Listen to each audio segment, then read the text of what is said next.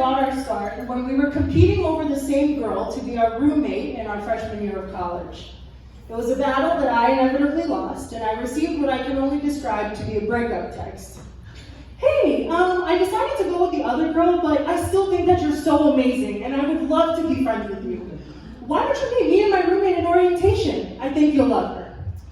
Great, now I get to meet the girl that stole my potential roommate.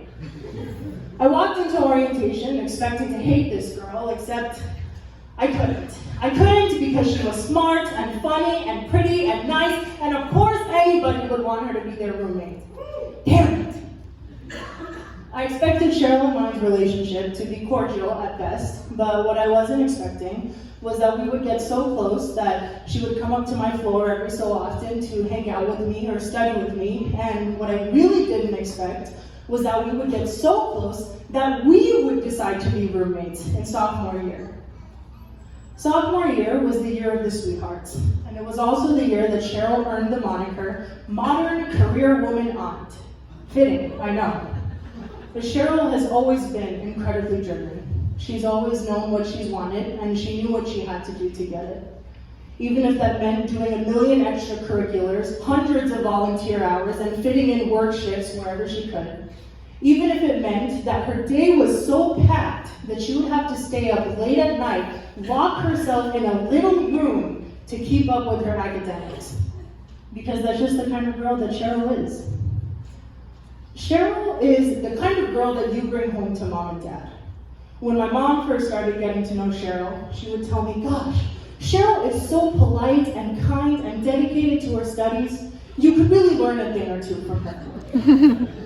When Cheryl started getting to know my dad, she went through the 3 stages of Indian father approval. The first stage is when he references Cheryl only by the city that she's from. Actually, how's your friend doing, the one from Irvine? And the second stage is when he would refer to her by her physical characteristics. Actually, how's your roommate doing? You know, the one with the apple cheeks. Is she doing okay? The third stage is the one where he almost gets her name right. Actually, I've been meaning to ask, your roommate, Cherry? Cheryl, Dad, her name is Cheryl. Cheryl, that's right. I miss her. Is she doing okay? Has she been taking care of herself? Don't worry, Cheryl. Even though my dad can't remember your name still, he loves you very much, and he was thrilled to hear that you were getting married. Cheryl is the kind of girl whose name you take when you want to go out, but your strict Asian parents are asking who's going to be there. After sophomore year, Cheryl and I decided that we wanted to live together in the summer between sophomore and junior year. The problem was that Cheryl was going to be living in a co-ed house in Isla Vista, and I have strict Indian parents. I prepared this full defense to my parents, explaining why it would be totally fine for me to live in a co-ed house, no big deal. But as soon as they heard that I'd be living with Cheryl, it wasn't a problem anymore. And that's when I started to realize that my parents might love Cheryl more than they love me. Speaking of love, when Cheryl and William started dating, I think the thing that surprised me the most was that Cheryl didn't really change that much at all. And that was because William was able to do what any amazing partner should be able to do.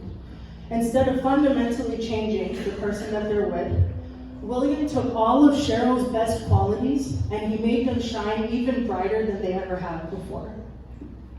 And I think that it's for that reason that even though William and I will sometimes argue about who Cheryl likes better, it's definitely me. And even though William has incredibly questionable taste in pizza because Domino's is literally better than Papa John's, and even though I know that there is no man on earth who's perfect enough for Cheryl, William is as perfect as she's gonna get. Cheryl, I love you more than anything. You are one of my best friends, and I wouldn't trade our years of friendship for anything in the world. I want you to know that I will always have your back.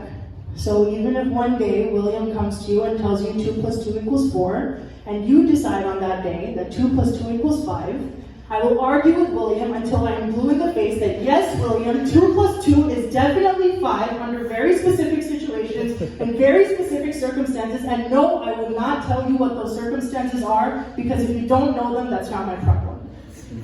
And then when William walks out of the room, I'll look at you and I'll ask you what the hell you were thinking, Cheryl, because 2 plus 2 is not equal to 5, so please do not ever bring up this argument ever again under any circumstances.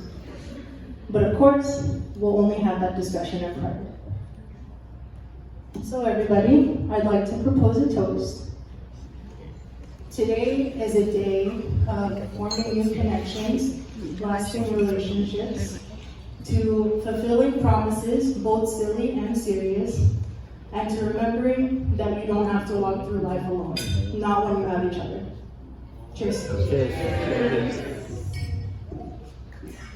Let's give a round of applause for Elvis.